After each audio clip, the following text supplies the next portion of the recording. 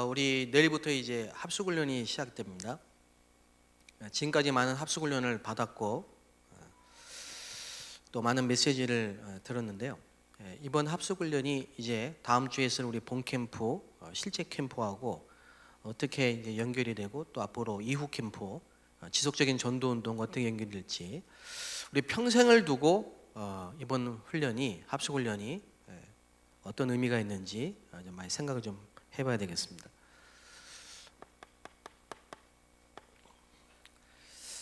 지금 우리가 진행하고 있는 이 캠프는 영적 전쟁입니다. 영적 전쟁.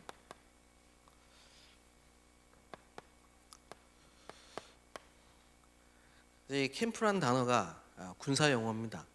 어떤 기지를 전쟁할 때 그냥 뭐 각계 전투를 하지 않고요. 거기에 전략이 있고 거기 지휘관이 있고 거기 필요한 무기가 있고 모든 부분들을 다 준비해서 한 지역을 완전히 점령할 수 있도록 이렇게 군사 용어인데요. 그거 할 수 있는 이제 캠프란 말이죠. 캠프. 이 영적 전쟁이기 때문에 하나님은 하늘의 군대를 동원하십니다.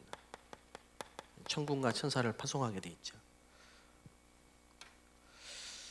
우리 성도님들께서 이제 기도해 주신 은혜로 우리 중국 예배부의 우리 정금선 청년이 굉장히 큰 수술을 잘 마치고 지금 회복하고 있습니다. 한 달 동안 이렇게 머리가 아파가지고 병원에 갔더니 뭐 스트레스성 두통이다 이렇게 얘기를 해서 약을 먹고 견뎠는데 너무 아파서 이제 정밀 검사를 받아 보니까 뇌에 8%가 해당되는 부분이 이제 한 8cm 정도 혹이 악성이 아니고 다행히 일반 종양이 뇌 속에 이제 자라고 있는 거예요. 그러니까 이렇게 아팠던 거죠. 그래서 이제 더 이상 더 늦었으면 이제 수술도 못 하고 가망도 없을 뻔했는데 하나님의 은혜로 발견이 돼서 이제 수술을 급히 하게 된 10시간 동안 수술을 받고 지금 이제 중환자실에서 일반 병실로 옮겨서 회복을 하고 있는데요. 오늘 아침에 이렇게 전화가 왔더라고요. 오늘 아침에 전화가 와서 목사님 하면서 얘기를 하는데 자기가 이제 수술을 마치고 대수술을 마치고 중환자실에 4일 동안 있었는데 그 중환자실에 있는 동안에 너무 아파가지고 이런 기도를 했대요. 하나님 날 이제 데려가 주세요. 너무 아프니까 그런 기도를 하고 막 생사를 오가는 아주 이 중요한 아주 이 시간에 천군 천사가 막 오르락 내리락 가는 하는 이런 이제 뭡니까 이제 이런 체험을 한 거예요. 그러면서 천사가 자기를 지금 도와주고 있고 보호해주고 있다는 이런 체험을 한 거예요. 근데 이제 그 시간이 바로 우리 성도님들이 모든 카톡방에 연결을 해서 전교인이 합심해서 기도하고 있던 바로 그 시간이었어요. 그 시간에 하나님이 천사를 파송하셔서 생사를 오가는 그 치열한 영적 세계의 전쟁 속에 하나님이 부르신 언약의 백성을 이렇게 지키시는 그런 이제 응답을 이제 체험한 거죠. 그러면서 정말 이번에 자기가 영적 세계를 체험했고 영적 사실을 알게 됐고 이게 전쟁이라는 걸 싸움이라는 걸 알게 됐고 오늘도 그 불편한 몸이지만 그 병원 안에 있는 교회에 가서 1시간 동안 교회를 위해 또 우리 모든 목사님들과 현장을 놓고 기도했다. 이렇게 오늘 아침에 전화를 받았습니다. 우리가 예배하는 시간에 또 기도하는 시간에 하나님은 반드시 이 일을 지금도 하고 계십니다. 천사를 파송하시고요. 말씀이 이루어지고 하나님의 뜻이 이루어지는 그 자리에 하나님 지금도 군대를 파송하셔서 천군 천사를 파송하셔서 말씀을 성취하시고 하나님의 계획을 이루어가십니다. 이 자리에도 지금 주의 성령께서 역사하시고 주의 천사가 동원되고 흑암이 무너지고 우리가 두고 모든 현장과 지역에 전도의 문이 열리는 축복의 시간인 줄로 믿습니다. 사도행전 1장 14절에 120명이 언약을 붙잡고 기도할 때 하나님은 하나님의 시간표 그 날에 오순절 날에 주의 성령이 강림하시고 각 사람 위에 불의 혀같이 임하고 바람 같은 불 같은 하나님의 능력이 임하셨습니다. 그러니까 15개국에서 온 사람들 문이 열리는데요. 그날 제자가 예수를 믿고 구원받은 제자가 3,000이나 되었더라. 사도행전 13장 1절 4절에 똑같은 일이 일어났습니다. 바울과 또 안디옥 교회의 팀이 다민족 팀이죠. 정말 성령인도 받기 위해서 이제 선교사로 파송되기 전에 캠프 현장으로 가기 전에 금식하면서 몸부림치면서 성령인도 받기 기도하는데 하나님이 불러 시키시는 일, 장소, 사람을 찾게 하시는 이런 일들이 일어나면서요. 사도행전 13장 12절에 보니까 정치, 경제, 사회, 문화 모든 현장을 장악하고 있는 이 무당들, 무속인들의 세력이 꺾이면서 가장 영향력 있는 지도자가 예수 믿고 언약 붙잡는 이런 일이 일어났습니다. 사도행전 16장 6절 10절에도요. 어떻게 보면 교회사를 바꾸고 교회사를 바꾸는 이런 전환점이 됐던 사건이죠. 아시아로 가려고 했는데 바울이 그날 밤 드로아에서 기도하고 있는데 하나님이 이 바울에게 환상을 보여주시면서요. 마게도냐로 오라. 마게도냐의 손짓. 우릴 와 도우라. 정확한 지역 현장을 보여주시면서요. 그리고 또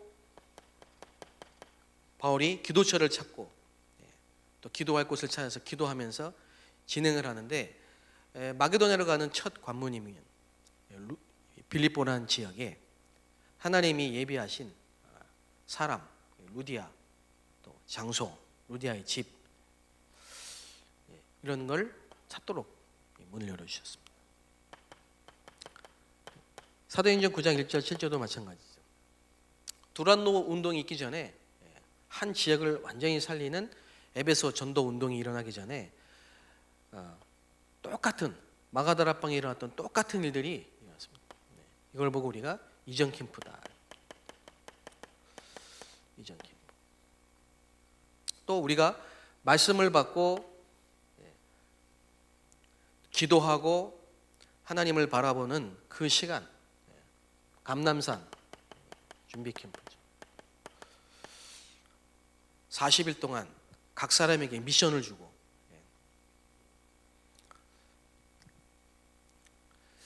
그래서 이 중요한 캠프가 캠프 이전에 캠프하러 가기 전에 먼저 준비된 겁니다. 지금 우리가 하고 있는 교구의 모든 순회하는 교구 집중훈련과 또 우리 지금 하고 있는 5지역의 이전 캠프 통해서요. 이런 응답들을 지금 계속 확인하고 있습니다. 오늘도 아침에 어떤 분이 이렇게 연락이 와서 만나게 됐는데 우리가 지금 들어가야 될 안산 지역에 다민족이 모여 있는 시화단지가 있어요. 그 시화단지 지역에 늘 다민족을 보고 만나는 그 식당을 운영하시는 권사님 한 분이 저희 교회는 아닙니다. 그 권사님 한 분이 당신이 하고 있는 식당 일을 하면서 많은 다민족을 만나고 또 이렇게 접하게 되는데 가슴에 당해 저분도 어떻게 복음 전할까 이 생각을 하고 있다가 이제 우리 멤버하고 연결이 돼서 제게 이제 연락이 와서 제가 오늘 갔는데요. 2층에 공간이 있어요. 그래서 우리 캠프 이제 다음 주 본 캠프 할 때 우리 한 팀이 이제 글로 가서 현장 캠프를 실제 캠프를 하고 그 장소를 얼마든지 쓸 수 있도록 그래서 정말 관계되고 좀 이렇게 만나지고 관계가 돼 있는 분들도 이제 초청도 하고 하면 좋겠다 이렇게 얘기가 돼서 다음 주에 그렇게 또 한 지역에 이렇게 문 열기도 하고요. 이 교구 캠프를 진행하다가 보니까 그 교구 안에 그 시에서 운영하고 시에서 이제 위탁을 받아서 그 시 안에 있는 학교에 아이들 대상으로 중독 예방 강의, 부모 교육 강의, 인성 교육 강의를 하고 계시는 강사님이 우리 교구 안에 권사님이 계신 거예요. 그래서 이제 시에서 이제 이 권사님을 의뢰를 해서 계속 그 학생들, 청소년들 이제 이런 교육도 하고 하는데 이 권사님이 이번에 이제 캠프 지역에 그 권사님 만나기 전에 캠프 지역에요. 그 지역에 통장을 하고 계시는 권사님 한 분 계시는데 이 권사님이 그 지역에 통장을 하고 계시면서 또 다민족 TCK 아이들과 그 지역의 또 어린아이들과 청소년들 이렇게 자꾸 만나게 되면서 쟤들한테 복음 좀 전해야 되겠는데 이런 생각을 하신 거예요. 그러다가 지난주에 이전 캠프를 하면서 도서관, 그 시에서 운영하고 있는 도서관이 비어 있는데 열쇠를 줬대요. 마음껏 사용하고 관리할 수 있는. 그러니까 이제 그 도서관이 장소가 비어 있으니까 얼마든지 쓸 수 있는 거예요. 그래서 여기를 어떻게 하면 활용할 수 있을까라고 했는데 이번에 교구 캠프에서 그 권사님을 만났어요. 인성교육하는 분. 그래서 이 인성교육하는 그 강의하시는 분이 그 지역에 많은 분들, 아이들, 부모들 초청해서 드림 캠프처럼요. 그 아이들에게 꿈도 전해주고 복음도 전할 수 있는 이런 이제 시스템을 이전 캠프 하십니다. 하나님은 지금도 모든 날을 준비하시고 장소를 주관하시고 복음 전할 사람, 복음 들을 사람을 정확하게 예비하셨다가 시간표가 될 때 딱 연결시키는 캠프의 응답을 주고 계십니다. 그래서 여러분이 지금 하고 있는 이 예배가 말씀 듣는 이 시간이 가장 중요한 캠프의 시간인지 믿으시기 바랍니다. 그래서 기준이 뭐냐 했을 때는 언제 하나님이 이렇게 한 지역의 문을 열기도 하시고 장소의 문을 열기도 하시고 또 성령으로 역사하시기도 하시고 사건을 터뜨리기도 하시고 그 모든 것의 기준이 뭐냐면 이겁니다. 하나님이 쓰시는 일꾼이 어디 있느냐, 그게 기준이거든요. 하나님이 쓰신 일꾼이 어디 있느냐, 그게 기준이에요. 그래서 우리는 지금까지 문제라고 생각했습니다. 왜 나한테 이런 문제가, 우리 가정엔 이런 문제가. 신방을 해보니까 많은 성도님들이 가정의 문제, 자녀의 문제, 경제 문제, 질병 문제, 뭐 여러 가지 문제 속에서 기도 제목을 내놓기도 하시고 이렇게 하세요. 근데 이 문제가 뭐냐면요, 정말 복음을 체험하게 만드는 기회래요.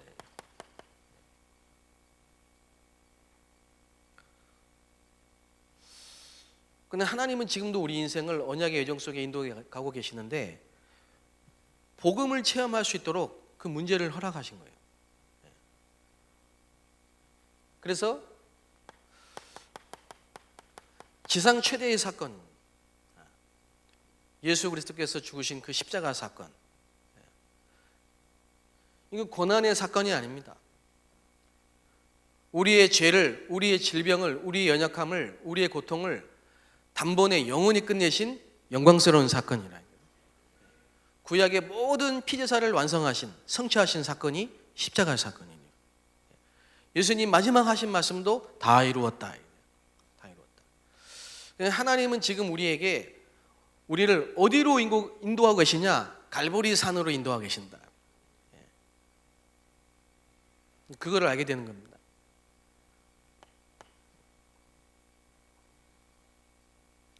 오늘도 제가 어느 한 지역에 갔더니요, 이분이 심각한 우울증으로 이렇게 시달리고 계시는 분이었어요. 딱 봐도 우울증이구나. 누가 봐도 저분이 좀 우울증이 있구나라고 알 만큼 표시가 나요.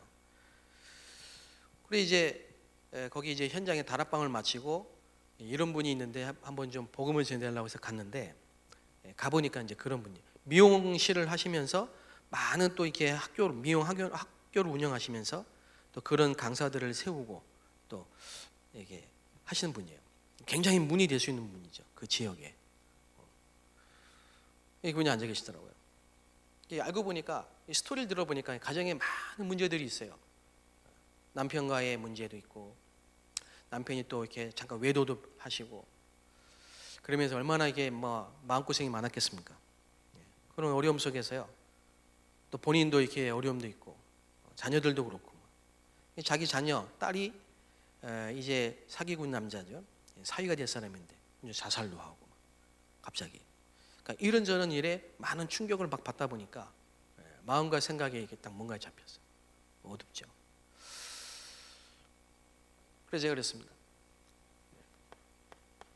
하나님이 이분의 인생 가운데 생겼던 저 어려움과 저 문제가 아니고 정말로 그리스도께서 십자가에서 죽으신 그 사건이 실제로 체험될 수 있도록 은혜를 주시는구나. 그 사실을 이분이 진짜 깨닫는다면요, 그 문제가 발판이 되고 또 축복이 되고 감사가 되겠죠. 그러면 하나님은 이 문제를 통해서요, 이분이 우리가 놓쳤던 최고의 축복, 집중, 하나님이 인간을 창조할 때 주셨던 최고의 축복이 뭐냐? 하나님을 바라보도록 만드는 축복이죠. 하나님을 바라보도록. 기도 체험이죠. 기도 체험이라니까 너무 틀리게 하는 사람들이 많아가지고 신비주의도 있고 뭐 틀린 영성 훈련도 있고 너무 많아가지고 자칫 오해할 수 있는데, 하나님이 쓰시는 사람의 공통점은 뭐냐면요, 기도의 사람이에요. 하나님이 왜 무디를 쓰셨는가, 이런 책이 있어요. 그 첫 번째 보면 무디는 기도의 사람이었다. 2만 번, 5만 번이니까 2만 번이니까 기도 응답을 받은 이 조지 밀러, 고아의 아버지라고 했던 이 사람은 하나님이 그분을 왜 쓰셨을까요? 그는 기도의 사람이었다. 기도의 사람이 아니고요, 하나님 그 사람이 기도할 수밖에 없도록 만드신 거죠. 하나님이 쓰시는 사람의 첫 번째는 뭐냐면 복음이 체험된 사람. 인생의 문제는 육신의 문제가 아니고 영적 문제라는 사실을 깨닫게 만드시는 거예요. 그리고 하나님이 쓰시는 사람의 두 번째는 뭐냐? 정말 주를 의지하고 하나님을 바라보고 기도하는 사람입니다. 기도하는 사람은 특징이 있습니다. 문제를 넘어섭니다. 기도하는 사람은 위기가 오면요, 기회로 만듭니다. 기도하는 사람은 갈등이 오잖아요, 갱신을 합니다. 기도하는 사람은요, 외롭지 않습니다. 요셉이 노예로 갔는데 여호와께서 요셉과 함께 하심으로. 기도하는 사람의 특징은 뭐냐? 범사에 하나님이 총명을 주십니다. 기도하는 사람은 특징이 있습니다. 살리는 사람이 됩니다. 기도하는 사람은 특징이 뭐냐? 화목케 하는 사람이 됩니다. 원네스를 이루죠. 그런데 대부분의 성도들이 안타깝게도 실제 기도가 안 되고 있는 거예요. 실제 기도가. 그래서 예수님도 가장 많이 하셨던 얘기가 뭐냐면요, 기도에 대한 부분을 얘기하셨어요. 기도 훈련. 그래서 제자들도 거리까지 정확하게 말씀해 주면서 여기서 기도해라, 나를 위해서 기도해라, 이렇게 기도해라, 많은 기도의 훈련을 시키셨어요. 친히 기도하는 모습을 보여주셨어요. 마가복음 1장 35절에 보면요, 새벽 미명에 한적한 곳을 찾아서 기도하시고, 십자가 지시기 전에 겟세마네 동산에서 땀방울이 핏방울 되도록 기도하셨다. 실제로 모세 혈관이 터지면 피가 납니다. 그 정도로 집중했다. 제자들을 그냥 찾으러 간 게 아닙니다. 마태복음 4장 19절에 보면 제자들 찾아가서 나를 따라오라 그러는데 그냥 그렇게 한 게 아닙니다. 마태복음 4장 1절 11절에 보니까요, 40일 동안 집중하셨대요. 깊이 기도 속에서 성령 인도 받으신 거예요. 기도의 본을 보여주셨어요. 기도의 본. 그래서 부활하신 주님이 지금도 역사하시고 응답하시는데 40일 동안 하나님 나라 일을 말씀하시니라.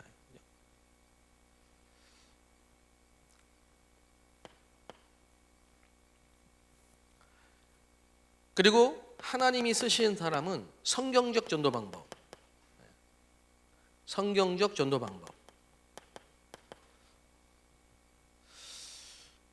노아를 이렇게 말해요.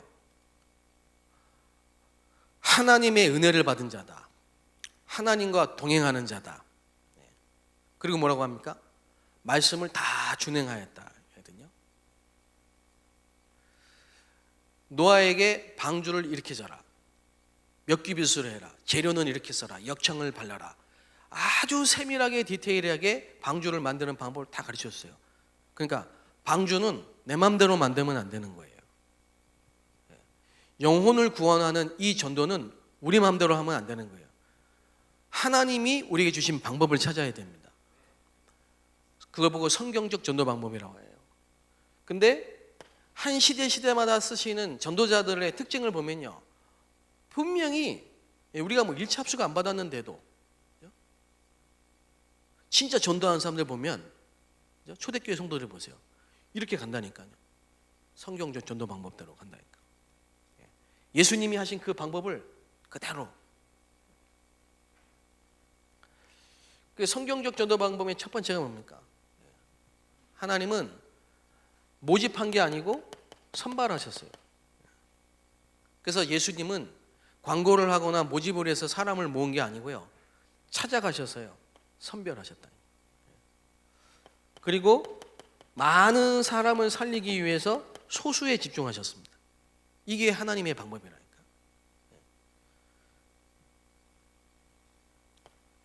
그리고 동거하셨습니다. 사람을 변화시키는 가장 빠른 방법이 이겁니다. 그래서 남자들이 군대 갔다 오면 바뀌는 게요, 이거 하기 때문이에요. 합숙, 동거, 그냥 함께 하시면서.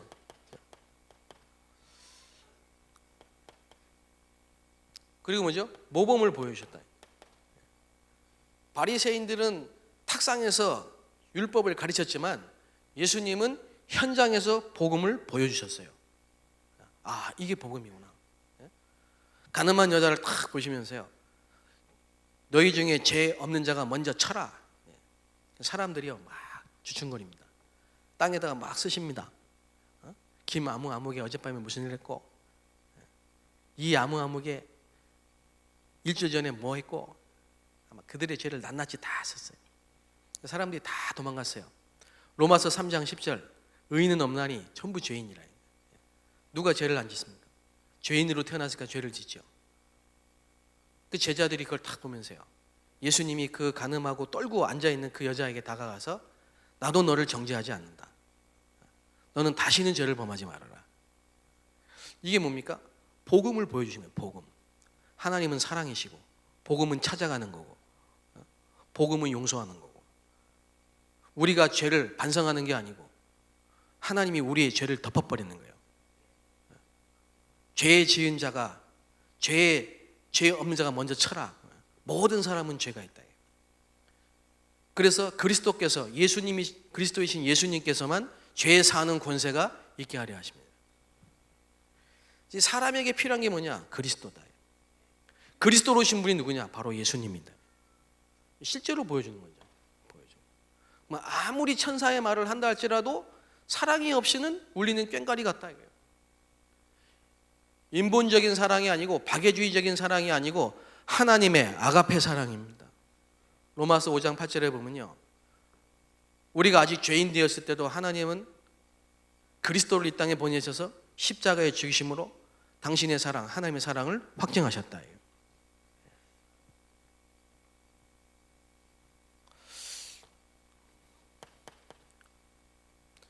그리고 나서 십자가,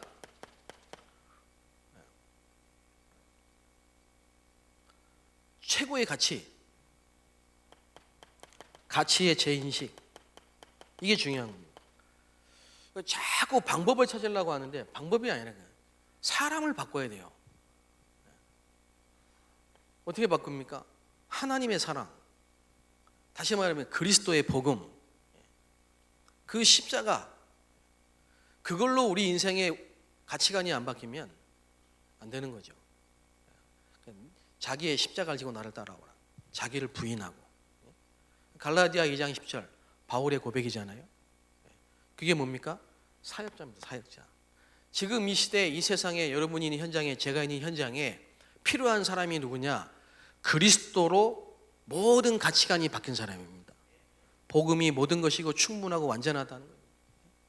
참 이 부분은 우리가 말하기는 쉬운데, 말로 하기는 쉬운데요, 실제로 우리의 삶 속에서 적용하고 실제로 복음으로 모든 문제를 보는 것은 좀 사실상 거리감이 있어요. 문제가 오고 판단하게 되고, 문제가 오면 사실 복음으로 그 문제와 사건을 보는 이런 부분이 참 안 되거든요. 안 되거든요.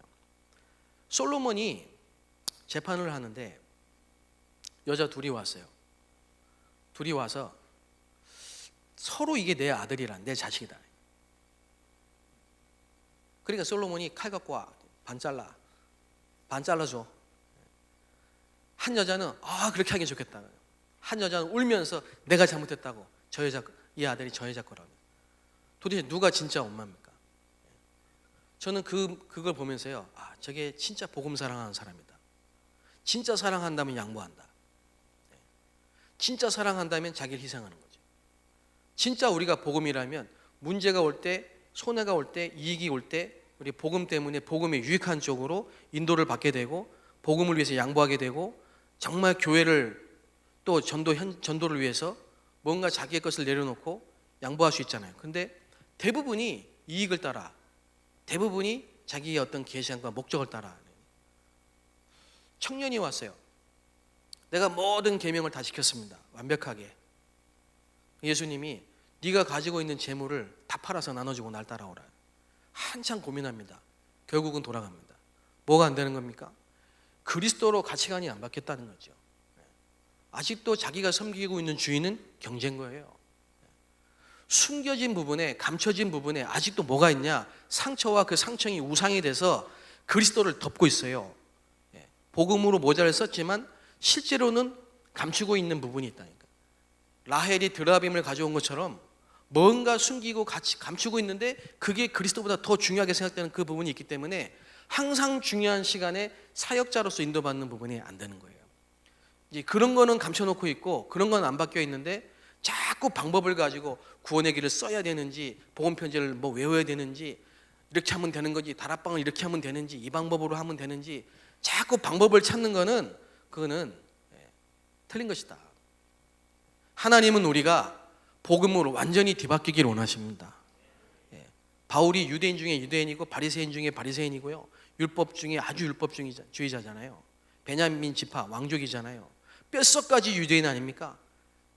그런데 바울이 어떻게 그 유대인을 뛰어넘어서 유대인이나 헬라인이나 먼 데 있는 자나 가까운 자나 복음은 차별이 없느니라 라고 말할 수 있었을까요? 그건요, 복음으로 모든 것이 뒤바뀌었기 때문이에요. 각인이 바뀌었기 때문이에요. 그게 은혜라고 생각합니다. 우리가 지금 뭐 캠프를 이렇게 하냐 저렇게 하냐 그게 중요한 게 아니고 우리 자신이 하나님이 쓰실 수밖에 없는 복음의 사람으로 바뀌어야 돼요. 복음의 사람이 되면 방법도 복음에 의한 방법이 나오죠. 우리가 복음의 사람이 돼야 돼요.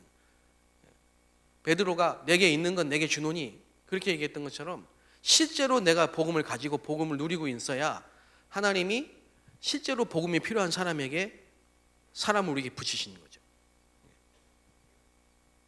그래서 하나님이 저와 여러분을 정말 그 마른 뼈다귀와 같은 현장, 떡을 떼어줄 자가 없어서 입천장이 말라 죽고 있는 저 현장, 우상숭배의 종교 생활로 온 집안에 우환질고가 닥쳐온 저 현장, 그 현장에 떡을 떼어줄 자로, 하늘의 메시지를 받은 자로 저와 여러분을 이런 사역자로 보내시기 위해서 지금까지 이런 문제와 또 이런 집중의 시간표와 이 성경적 전도 방법을 깨닫는 이런 시간표 속으로 인도하고 계신 줄로 믿습니다. 그래서 안 되는 것도 감사한 겁니다. 왜요? 실패도 경험해 봐야 된다니까. 정말로 하나님이 예비하신 사람이라면 신비주의에 빠졌을지라도 하나님은 돌이키게 하시고, 심지어는 진짜 이단에 빠졌을지라도 하나님은 우리를 돌이키게 하시고요. 잘못된 길로 간다 할지라도 하나님은 돌이키십니다. 어거스틴 아시죠? 기독교의 굉장히 중요한, 기독교 교회사에 중요한 일을 했던 이 어거스틴이 마니교라는 이단에 빠졌었어요. 마니교. 근데 하나님은 그 어머니의 기도를 들으실 뿐만 아니라 이 어거스틴을 통해서요, 진짜 중요한 그 시간표 속에 중요한 일을 하시기 위해서 하나님은 이 마니교라는 것도 경험하게 하셔서 더 중요한, 더 정확한 이 복음을 말할 수 있도록 참회록을 쓰게 만드셨어요. 어거스틴이. 여러분 읽고 알고 계신 그 철로역정이라는 16년 동안 감옥에 있던, 설교하다가 잡혀서 감옥에서 16년이라는 시간을 보냈던 이 존 버년이라는 사람이, 어떻게 보면 억울하잖아요. 옥살이. 모든 게 이유가 있고 모든 게 하나님의 계획과 목적이 있는데요, 우리가 틀렸고 안 된 것도 하나님이 경험케 하시는 것은 진짜 중요하고 정확한 올바른 전도 운동 할 수 있게 하시려고 하신 줄로 믿습니다. 뭐 제가 지금 하나님이 쓰신 이런 전도 현장의 일꾼으로, 증인으로 심부름할 수 있는 것도 이런 모든 과정 속에 하나님이 은혜를 주셨기 때문이죠. 저의 고민은 뭐였냐? 저의 고민은요, 우리 집 어떻게 하면 좀 가난해서 벗어나게 할 수 있을까? 늘 아픈 저 우리 어머니 어떻게 하면 좀 건강 좀 회복할 수 있을까? 우리 집에 있는 저 빚 어떻게 하면 좀 다 갚을 수 있을까? 늘 이게 고민이고 제 염려고 제 마음의 짐이었어요. 근데 에레미야 애가 4장 1절에 보면 슬프다. 그 슬프다. 에레미야의 슬픔이 뭐였냐? 그런 게 아니었다니까요. 빚 좀 갚고, 가정 좀 회복하고, 경제 문제 좀 해결하고, 자녀 문제 좀 해결하고, 이런 고통이 슬픔이 아니었어요. 에레미야의 슬픔은, 에레미야가 선지자잖아요. 선지자. 그 당시에 사역자잖아요. 구약에. 에레미야의 슬픔은 뭐였냐? 금이 빛을 잃었다. 순금이 변질되었다. 성소의 뜰이 어기마다 쏟아지고 보배로운 시온의 아들들이 길 항아리 같이 여김이 되었고, 이런 게 슬픔이에요. 복음이 상실되고 가짜 복음, 틀린 복음, 섞인 복음이 진짜보다 더 방송을 타고, 또 그런 교회들이 막 성장을 하고, 진짜 복음 말하는 사람은 이단이 되고, 교회는 문을 닫고, 어떻게 교회당이 문을 닫는단 말입니까? 그런 일이 일어나는, 성읍이 불타버리고 성문이 불타버리고 이스라엘 백성들은 포로가 되고, 이런 게 예레미야 사역자, 전도자의 슬픔이었다면, 근데 그거를 뭐 우리가 교육을 통해서 받겠습니까? 저의 그런 예전에 육신적인 고민이나 아픔들이나 고통들이 십자가에서, 당연한 문제와 고통들인데 하나님이 십자가에서 다 끝냈다.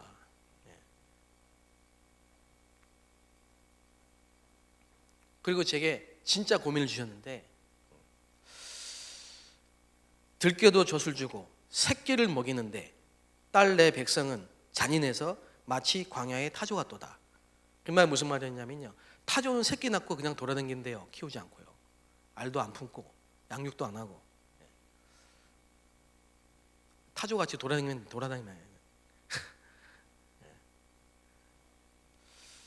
비유를 참,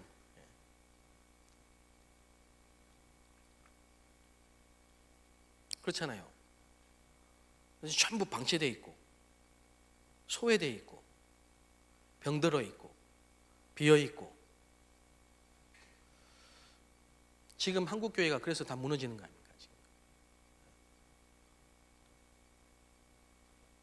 지금 우리의 고통과 우리의 고민과 우리의 아픔이, 우리의 슬픔이 하나님과 맞아져야 됩니다.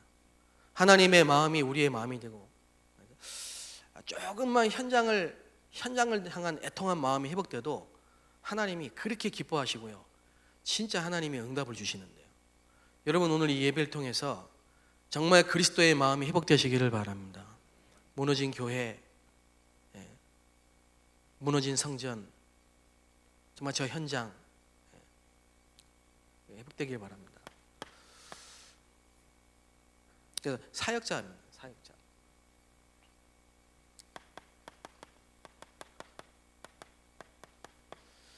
팀 사역자는 뭐냐? 예루살렘 교회를 중심으로 해서 마가다락방 운동이 막 일어나가지고 지역마다 막 다락방 운동이 집집마다 일어나기 시작했어요. 그러니까 교회가 막 부흥이 되기 시작했습니다. 얼마나 부흥이 됐는지요, 헌금이 막 엄청나게 늘어나니까 그걸 계수하고 재정부가 필요하고 행정이 필요하고 조직이 필요하고, 이러다 보니까 모든 사도들이 다 거기에 붙어버려요.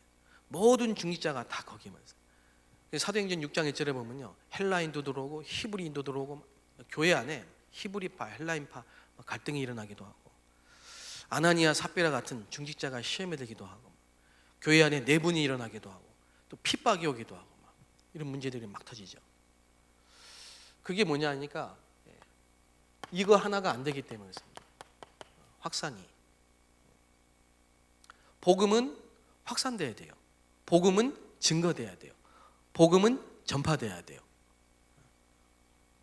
그런데 복음이 고여 있거나 머물러 있으면 반드시 하나님은 뒤흔듭니다. 그러면 우리가 늘 문제, 사건, 사고 터뜨려서 흔들려야 확산이 되겠습니까? 그건 하나님 뜻이 아니죠. 하나님은 우리를 사랑하사 독생자까지 주셨는데 우리가 늘 이렇게 흔들려서 사고, 고통, 문제를 통해서 복음이 확산되면 그건 하나님이 원하시는 게 아니잖아요. 그래서 미리 알고 확산되기를 원하시는 겁니다. 예루살렘에서 온 유대로, 그 다음엔 사마리아로, 그 다음엔 땅끝까지 이 복음이 증거되기를 원하시는 겁니다.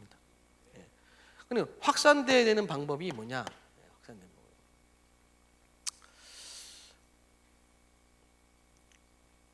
그게 사도행전 8장 4절 8절. 빌립이라는 사람이 사마리아로 들어가게 됩니다.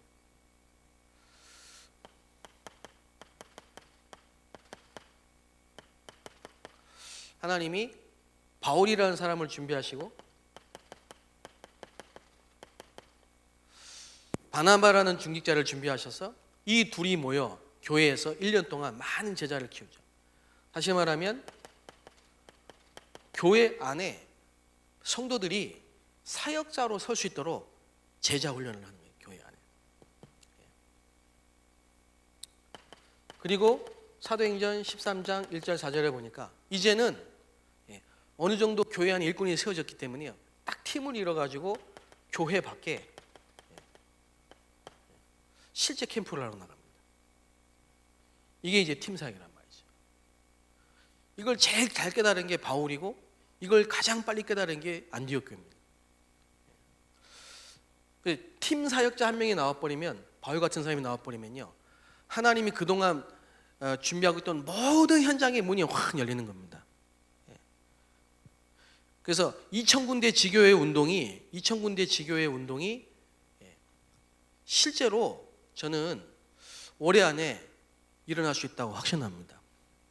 우리 성도님들이 3,000명이십니다. 3,000명, 3,000명, 4,000명 중간 정도 되는데요. 우리 성도님들이 사역자로 정말 현장을 향한 하나님의 마음을 회복하고 말씀 운동을 펼 기도를 하고 계시면요, 이미 다 준비해놨습니다. 하나님의 사역자로 우리 성도님들을 그동안 계속 이 교회를 통해서요, 많은 문제와 또 많은 사건과 또 여러 가지 실패를 통해서 갈보리, 감남산, 마가다라파 응답을 다 체험하게 하시고 이제는 본격적으로 현장의 문을 여는, 그리고 현장에 예비된 장소, 사람 찾아서 실제 캠프에 시스템을 세우는 이런 시간표가 분명히 왔다고 저는 믿습니다. 그래서 팀 사역자가 세워지면 복음 운동이 확산되고, 복음이 확산되기 시작하면 불필요한 재앙을 당하지 않아도 된다.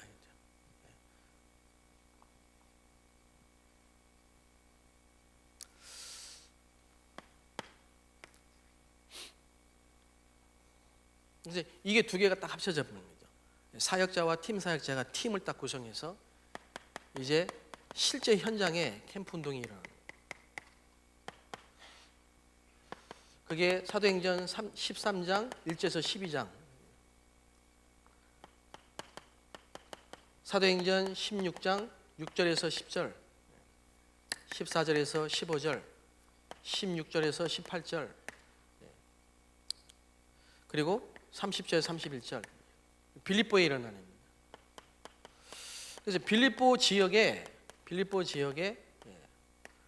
루디아를 통해서요, 정확한 시스템이 딱 세워집니다.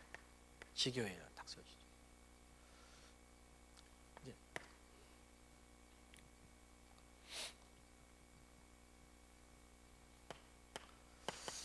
사도행전 14장 1절에 9절 보면요, 여기는 새 안식일 동안 기간을 정하고요, 또 장소를 정하고 회당, 그리고 분명한 내용, 메시지를 가지고 예수를 그리스도로, 거기에 야손이라는 사람을 딱 찾게 되고, 사도행전 18장 1절 4절입니다. 좀 다른 각도에서 보게 되면요, 이 사도행전 18장 1절 4절에 등장하는 인물이 브리스가 아니에요. 브리스가. 로마에서부터 나왔다니까. 로마에서부터 온 나그네. 그리고 바울. 이 바울은요, 사도행전 18장 1절에 보면요, 아데네에서 실패를 맛보고 고린도로 왔어요. 이 둘이 탁 만나진 거예요. 자, 이런 만남을 지금도 하나님은 천사를 동원하시고 주의 성령으로 역사하시고 인도하셔서 이루고 계십니다. 그래서 우리 이번에 다민족 교역자,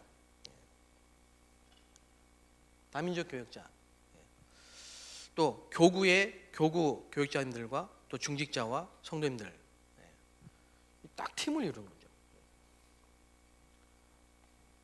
그래서 누가 누구와 함께 가느냐. 자, 이렇게 했더니 18장 5절에 보면요, 정확하게 하나님이 누굴 만나게 하시냐.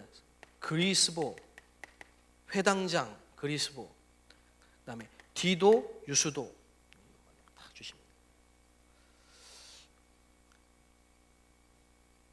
거기서 1년 6개월 동안 더 머물면서 고린도 지역에 실제 제자들을 키우고 시스템을 딱 세운 게 고린도 교회입니다.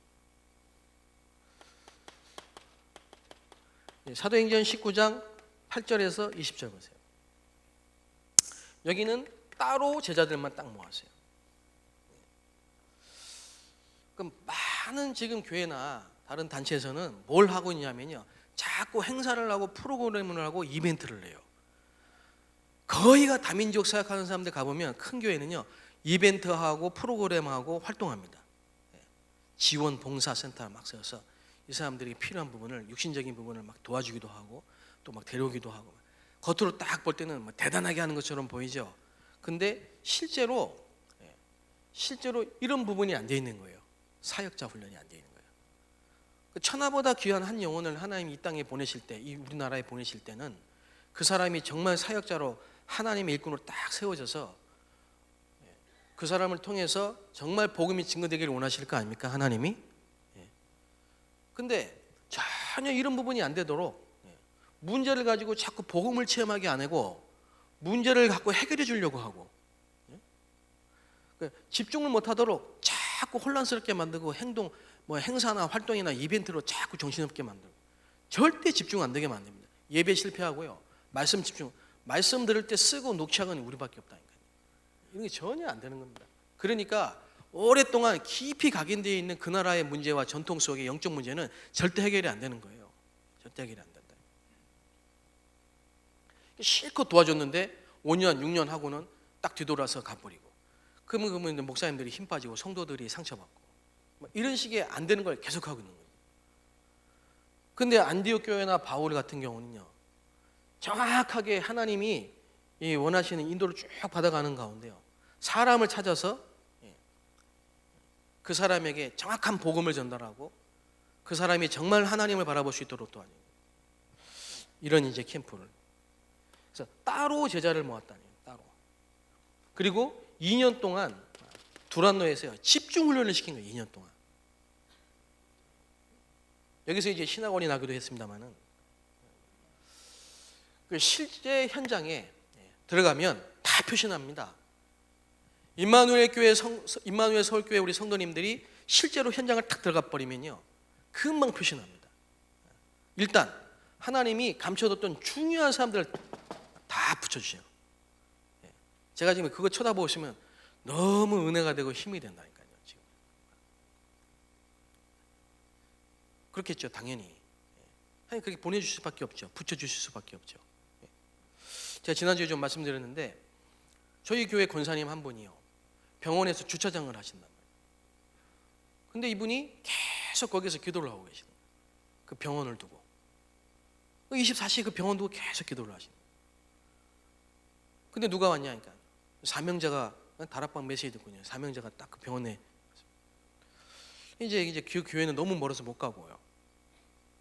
근데 누가 있냐, 4년 동안 우리 메시지를 듣고 있는 간호사가 있는 교회를 안 다녀.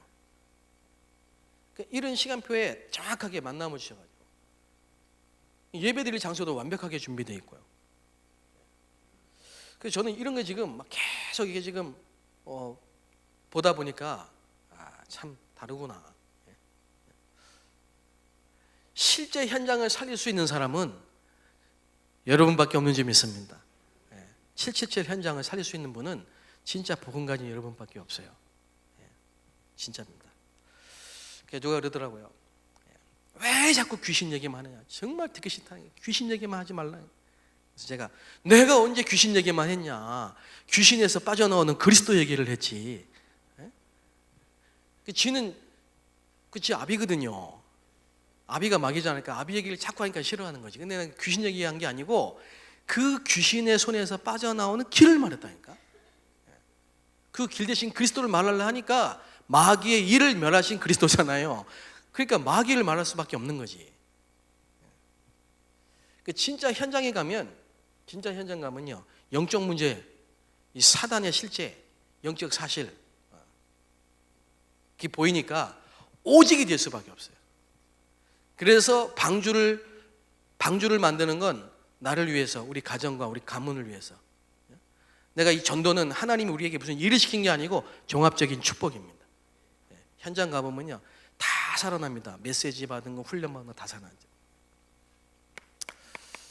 자, 그래서요, 우리 1차 합숙훈련, 팀 합숙훈련, 제가 중국에서 조금 그동안 배운 대로 좀 제대로 해보려고 몸부림을 쳤는데요. 그게 뭐냐니까 훈련 받을 때 안 도와줬어요. 훈련비를 아무리, 그러니까 중국에서 1차 합숙훈련이 그 당시에 700원이에요. 중국에서 1차 합숙훈련을 받으려면 700원을 내야 돼요. 그러면 한 달 봉급이 1,500원이에요. 중국 돈으로. 그러면 반이에요, 반. 한 달 생활 월급의 반을 합숙훈련을 받기 위해서 내야 돼요. 근데 절대 안 도와줬습니다. 그리고 하나는 광고하지 않았어요. 합숙훈련 합니다. 신청하세요. 이렇게 하지 않았어요. 근데 이 사람들이 심지어는 집에 있던 뭐 금가락지 뭐 이런 거 다 팔아가지고요, 헌금으로. 심지어는 통역하는 분들도 보통은 통역비 주고 뭐 훈련비도 면제 주고 그러잖아요. 그런 거 없어요. 통역비, 본부 그 장로님이 그래도 통역하시는데 수고한 돈을 이게 딱 드린다면, 그래서 제가 그냥 헌금했어요. 우리 교회 장로님이나 전 사람들이 통역을 하고 나서요, 오히려 감사해서 감사헌금을 하지, 그 훈련비 면제하고 뭐 그거 받기 위해서 통역 안 했다니까요. 본인에게 그게 유익하지 않습니다. 저도 단 한 번도 제가 교역자고 그렇지만 합숙훈련 받으면서 제가 다 합숙비 냈습니다. 그게 제게 유익하기 때문에 그렇습니다. 제가 부교역자로 10년 동안 훈련 받으면서도요, 제가 뭐 교회에서 훈련비 합숙 받은 이런 게 없습니다. 그게 제게 유익합니다. 왜냐? 왜 우리는 합숙할 때, 팀 합숙할 때 돈을 내고 집회할 때, 메시지할 때 돈을 받아야 되냐면, 그게 기도라요. 기도. 그게 마음이고 그게 기도고 응답을 받는 거죠. 응답. 어떻게 보면 이게 참 가치 아니에요. 가치. 그 정도의 가치를, 그거 뭐 계산할 수 없는 가치지만요. 그래서 제 말씀은 무슨 말씀이냐? 정말 우리 이번에 합숙훈련, 팀 합숙 받으신 분들이 기도를 많이 하시면서 기도 속에서 훈련을 받게 되시기 바랍니다. 그러면서요, 1차 합숙 받으신 분들은 내 사는 동안 정말 저 떡을 떼울 수 없는 저 현장을 살릴 수 있는 사역자로, 은혜 받고 오시면 안 됩니다. 합숙훈련 받으시는 분들은 은혜 받고 오시면 안 되고요, 사역자의 응답을 받고 오셔야 되는 겁니다. 나는 이제 평생 전도하겠다. 무슨 전도냐? 성경적 전도 운동해야 되겠다. 정말로 오직 그리스도만 말해야 되겠다. 방법은 임마누엘이다. 하면 나겠다. 이렇게 기도하시고요. 그리고 훈련 받고는 바로 현장하고 연결이 돼야 됩니다. 그리고 이제 우리가 다음 주에 본캠프입니다. 본캠프 하기 전에 일꾼을 점검해 봐야 됩니다. 교구별로, 기간별로 일꾼을 한번 쫙 점검해 봐야 됩니다. 그리고 가장 중요한 캠프는 말씀 붙잡고 인도받는 겁니다. 이걸 성령 인도랍니다. 성령 인도.